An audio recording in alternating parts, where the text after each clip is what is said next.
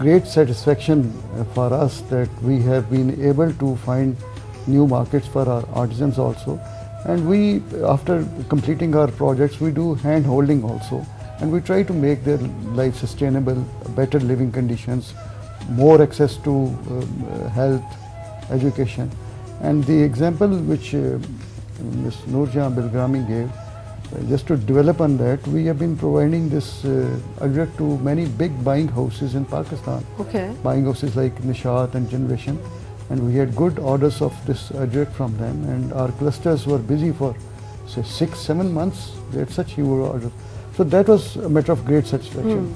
Secondly, the kind of change we brought in embroidery, and we made different usages of these things, were in fact a great success, because as she also said that traditionally there was one use. Exactly. Now in rural area, the women folk, they carry out a lot of hard work, and they take time out from their daily living and they work on these projects, but end result is that someone else who is into value addition of the things, he gets the major buck. So we are trying to revive these kind of things, and we are trying that whatever is being produced in the rural area, we carry these products from those areas directly to the market. So there is no middleman. There's no middleman. Unless AHAN becomes the middleman. This is what we were talking but about. AHAN is the one who is facilitating the whole thing. Well, I mentioned before while sitting with Ms. Noorjehan Bilgrami, We were discussing it out, we yeah. may be taken as a middleman, but we are a conscientious middleman, because we are not earning anything out of it. Okay. Whatever we are getting is going back to our artisans. And in fact, why would you be the middleman? You are the one who are also discovering them and collecting them, and you want to revive that as well. Exactly, So exactly. the hope For would us, be- I think it's a matter of great satisfaction that those artisans who are working with us, they come to us time and again, and they get orders from us, and they go back and they pay due attention on our work also, and they produce quality products. So that is, I think, what we are meant for. We are not meant for making money or something, but we are trying to bring them to the front line, and we are trying to make them stand on their own feet. One of the clusters in woodwork in lacquer art, which is in Stilawali, district Sargodha, they have started exporting themselves. Actually, that's Okay. excellent. They are getting good orders from abroad, and they're sending the product directly to. So basically, That's what is AHAN happening. highlighted them, but now they are on their own. Exactly. When we went there, in fact, there were hardly 1 or 2 workshops, and people with which we work have expanded their business many times, and they are very happy and satisfied with this. So that is kind of thing we actually want to achieve.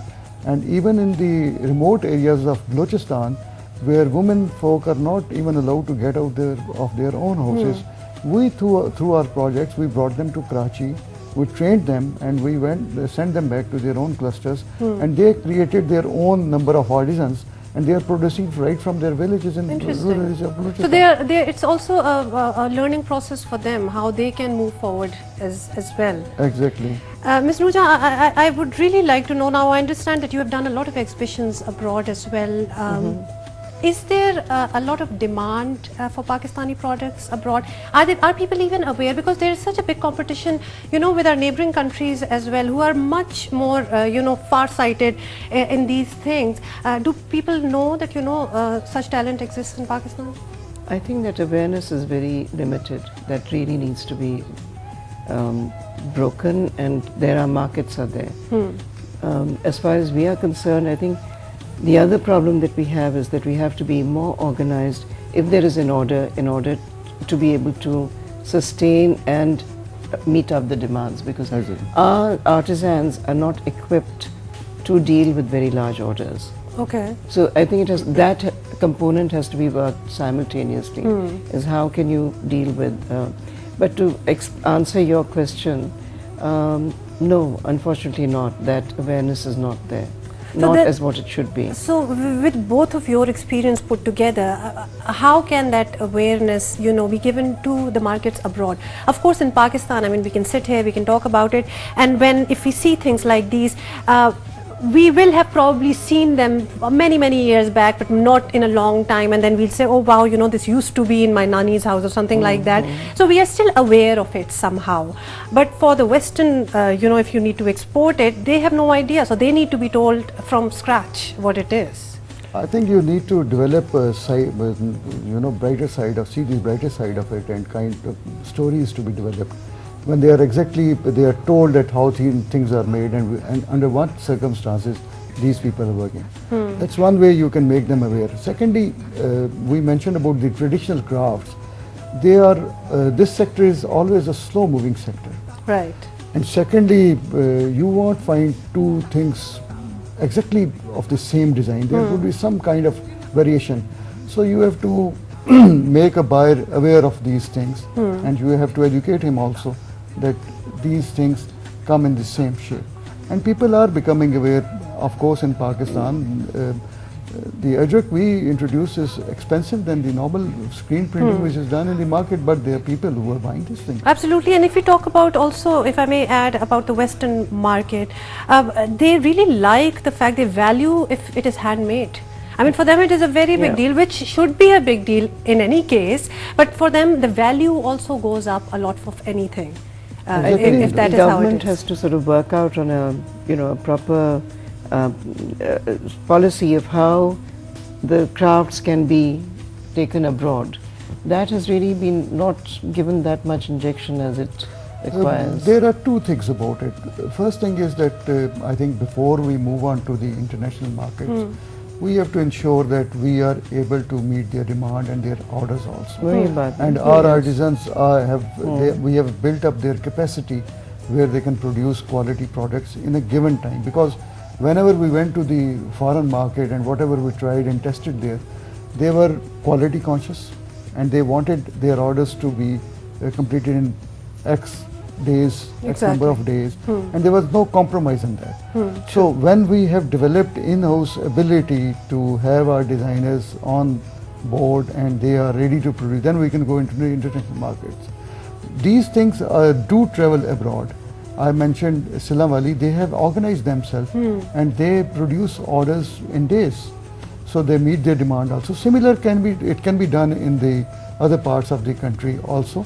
But like I said, that 60 to 70% is textile work dependent on women folk who have to take time out from their daily routine, 3-4 hours, and they work in the same house, in the same environment. So need to educate them that. And that change will probably also, you know, take time. It happened, like you said, neighboring countries. Bangladesh has done this brilliantly. Thailand has done this, and India, of course, needless to say, the craft industry is really very well But if we take your experience, Ms. Noorjehan, you know, you have been at it and working with them for a while now, for a couple of years. You've made decades. You know, in your own experience of decades, have you seen a change as well? Outside understanding of it, is that what you're saying? Yes. Absolutely. I mean, I can talk about it from the natural dyes. There's a whole global awareness of what the eco-friendly dyes and what the fabric but and then you handloom. say you also help them by making a documentary on it. I have. Yeah. And that's a very easy way of reaching out, you know, a more emotive way, because you immediately understand the concept ki piche, what is the kind of a, you know, what led background and in what conditions they are working. That brings a more emotive thing they want to buy. So yes, and particularly personally, I have been also exporting to a very difficult market in Japan to a very high prestigious designer, Jürgen Lehl & Company, for the last 15 years, basically natural dyes and handloom.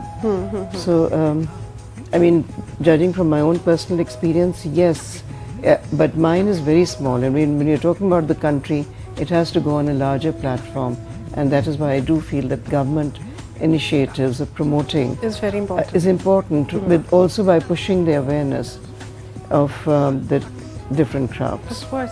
Inshallah, we are going to hope that that also comes in. Well, it's happening. We are going to announce to our viewers here that, you know, some of these things we are going to be giving them to you, but we are going to decide after the show what all those things are, and I will announce it definitely tomorrow, but also that an outlet of AHAN is going to be opening today here in Lahore. It is the first outlet. Yeah, this is first outlet. In fact, we started this because we thought that we should also give a space to our own artisans where they can produce, put their things. And this is being opened in Zinwa Mall, Lahore. Today evening is the opening, and this is first outlet. And we will try to develop on this and open other markets, outlets in other cities also.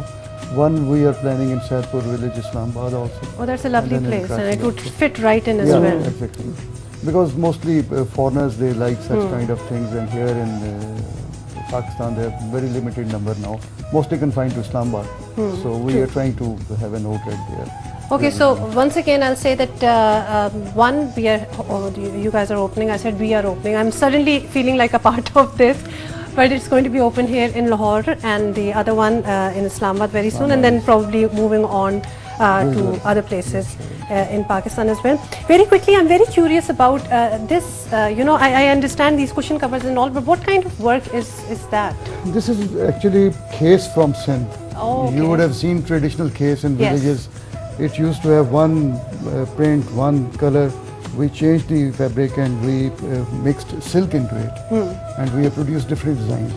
And So there is silk in there as well? Yeah, you have a silk thread also, and and Interesting. secondly, we have introduced different uses. Like you can see here, one on the cushion. Then we have clutch bags also Okay. for ladies, which can be seen on in our shop. So different uses from this case we have introduced. So the same thing is used in so many Different things, things. yeah, You exactly. can carry it around, you can also take the Yeah. case. So Lovely. it is not only sort of a thing which can be spread on a bed and that's all. We have diversified its use also. And I absolutely love the designing on that cushion as well. It's a combination of two things. There's a putty on side, which is again Sindhi work, and then the cushion case on top of it. interesting, very nice. Okay, lovely. We could really go on talking about all these lovely things, but I think we are going to have to end it here. Thank you very much for coming here, and best of luck, because this is a great effort. It's a great endeavor, and as you say, slow and steady, but at least it's a start. So that is good. Thank you very much once again. Again, I'm going to put up all the links to the work that AHAN does, and also Koyal is the name. I was thinking what was the name of that, what would I Karachi, say? it's a Koyal. workshop? What should I call it? Koyal is, well, come and see, it's a lifestyle. I know, and I have been to that restaurant as well, Okay, and I good. absolutely love that too. So a lot of things, we are going to put it up on our Facebook page so that you can see, and there are so many other products that AHAN is working with, and you have to see for yourself. We cannot complete it or talk about all of it in such limited time. But anyway, I'm going to take leave right now, and we are going to catch you tomorrow, inshallah, same time, same place. Go out and seize the day.